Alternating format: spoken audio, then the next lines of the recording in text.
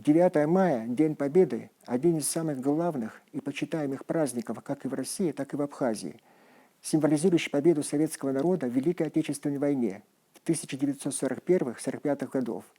День Победы – это гордость героического нашего прошлого, который напоминает о важности сохранения мира и исторической правды. Раньше казалось, что День Победы – это дата, не требующая дискуссий, полемики, спора, что поставлена точка в самой страшной войне в истории человечества. Однако в последнее время День Победы превратился в ключевой элемент идеологической борьбы Запада против России с целью снизить ключевую роль Советского Союза в победе над фашизмом. Почему приподнимаемое постыдное сравнение Советского Союза и нацистской Германии стало обыденностью в западном сообществе? И почему в Абхазии, как и в России, верность 9 мая остается незыблемым государственным праздником? Это программа «По сути», где мы говорим о важных событиях, происходящих в стране и мире.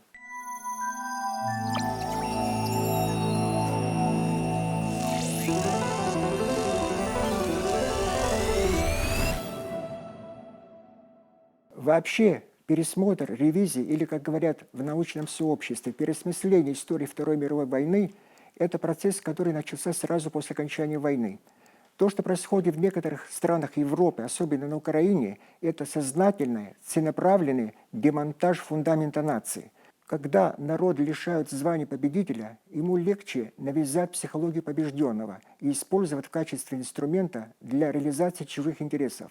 Мы видим на примере Украины, как забвение уроков нацизма привело к его реанимации. И это стало одной из причин кризиса на Донбассе и начала специальной военной операции. Сегодня я подал в Верховную Раду Украины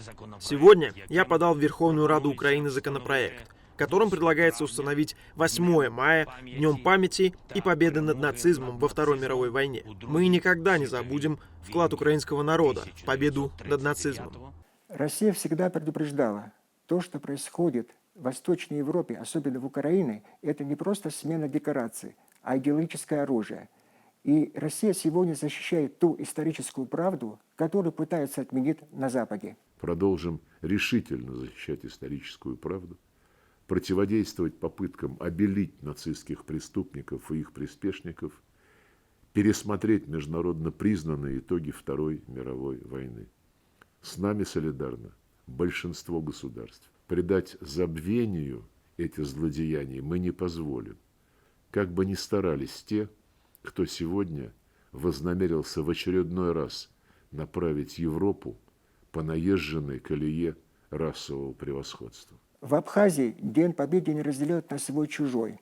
Напомню, более 55 тысяч человек принимали участие из Абхазии в Великой Отечественной войне. Из них более 17 тысяч человек погибли или пропали без вести.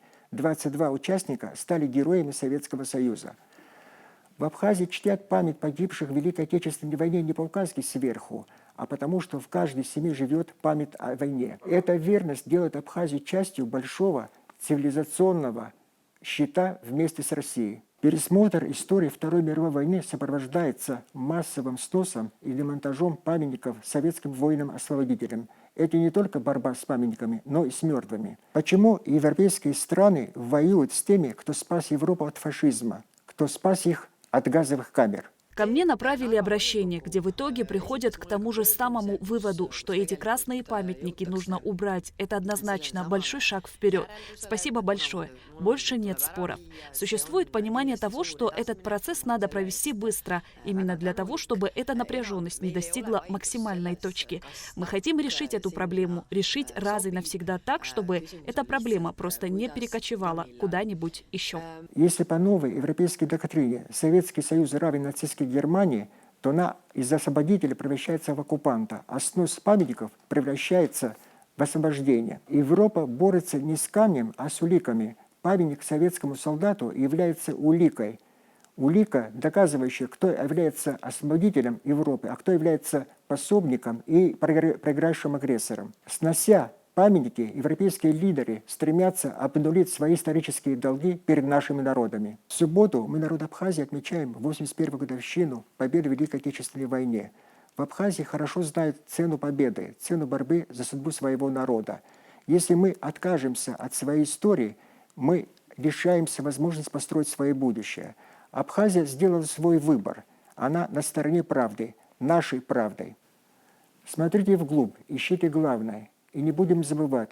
Чтит, значит помнит. Это была программа «По сути». С Днем Победы!